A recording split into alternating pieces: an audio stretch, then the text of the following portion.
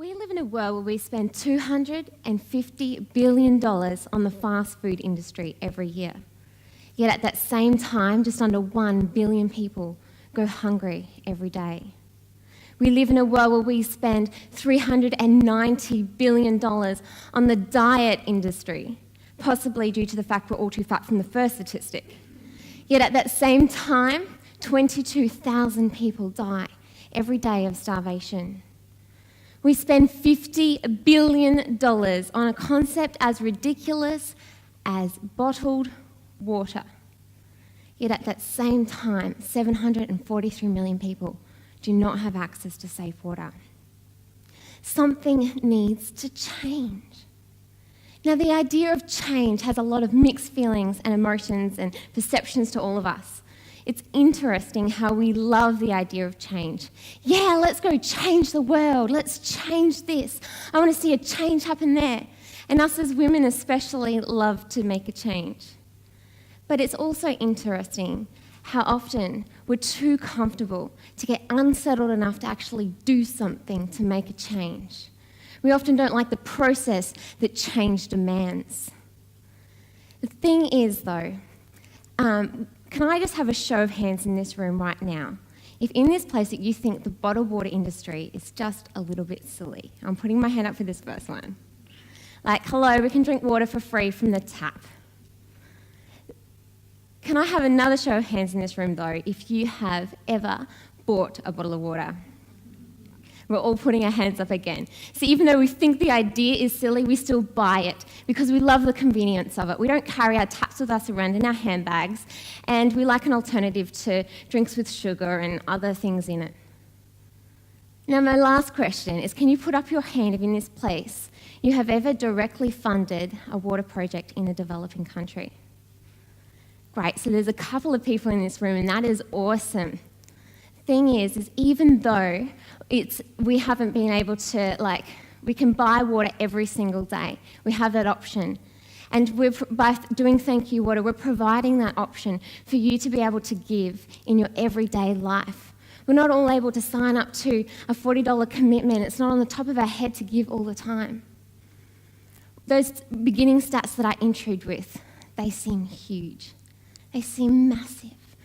And we can look at them and go, it's too much. It's just too big. I'd rather just look at the issues in my own little world right now and not have to just turn a blind eye to that. The thing is, though, in order for us to see change, we usually have to do something. When I was growing up, I used to talk to my dad. I used to go to my dad for advice. And I remember going to him when I was younger, and I'd come home from school being upset about either my school grades or friendship issues or health issues. And on a couple of occasions, as most teenage girls do, I would just let it all out. I'd be like, and my dad, as every good man should do, just listened. And after I had gotten out everything that I needed to get out, he eyeballed me as if to say, this is important. And he said this one phrase. He said, Justine, no change, no change. Now, to be honest with you, I probably didn't get it back then. I probably just continued my little pity party down the hallway. No change, no change. What does that even mean? No one ever listens to me. Like, we all relate here. But those few words that he said came to mean so much to me over my life. He was saying, Justine, unless you are going to make a change in your life now, nothing in this situation that you keep going on about is going to change. And I think that that's what we do here. We can get so overwhelmed. We all want to see changes in our personal lives or in the greater world. But we actually are too comfortable to get unsettled enough to actually do something to see that change come about. I shared with you about what we did with Thank You Water, how we're providing that opportunity for the everyday Australian. We're empowering the everyday Australian to be able to give, to empower others to live. And it's amazing the difference that water makes. I had the opportunity to go into a village that we had been funding water solutions in Cambodia. And I had an amazing opportunity to talk with this family. And I said to them, what is it like for you now that you have safe water? They said, we're no longer sick anymore. And I thought, this is great. This is awesome. See, the thing is, that's the extent that I thought it was all about. They don't have to drink water from a gutter, and they don't have to live with the parasites and diseases with dirty water. But it was so much more than this. And the next question I asked changed my life. It showed me beyond what I had already known about water and the ability that it has to empower people out of poverty. The next question I said was, now what can you do that you're no longer sick? They said, well, the expenses that we used to pay on medical expenses, that money we invested into buy this motorised plough. I was blown away. The little money they had tied up in keeping them alive, they were able to invest into their business, which then generated more income for their family, beginning that flow-on effect of lifting them out of poverty.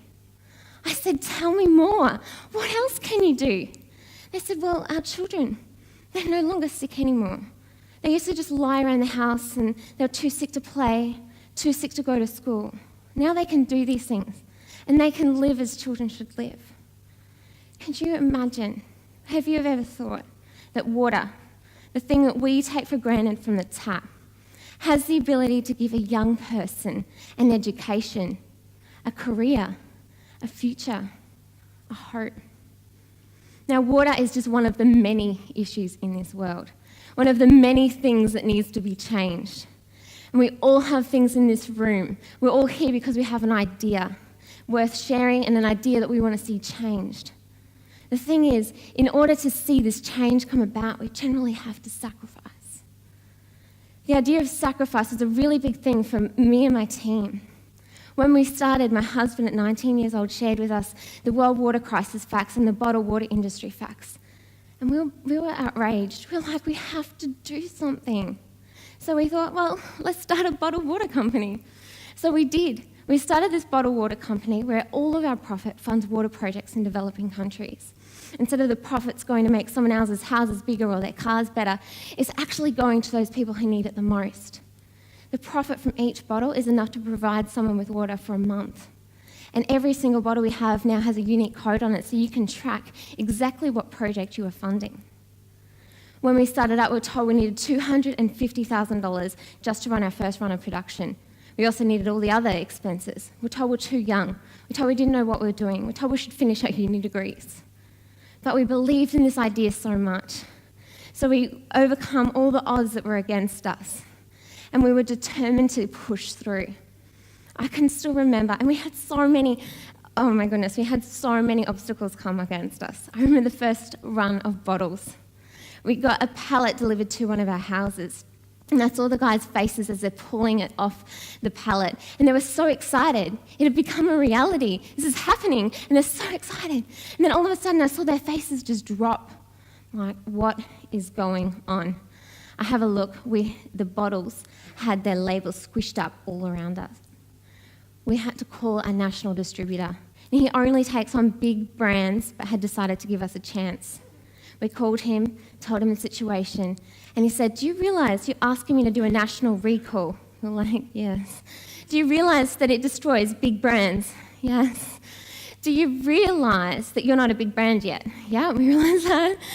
And he said, do you realise that I don't give second chances, but I will this time? And lucky for us, he also gave us a third chance and a fourth chance, because this kind of thing just kept going on. We had gotten 350 customers around the country. We thought we were finally starting to take off.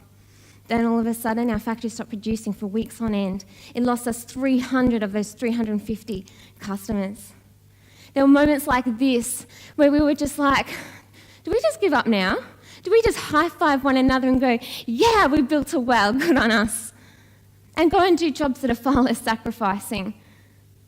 But the thing is we believed in this idea. We didn't just want to help a family receive water for the rest of their lives.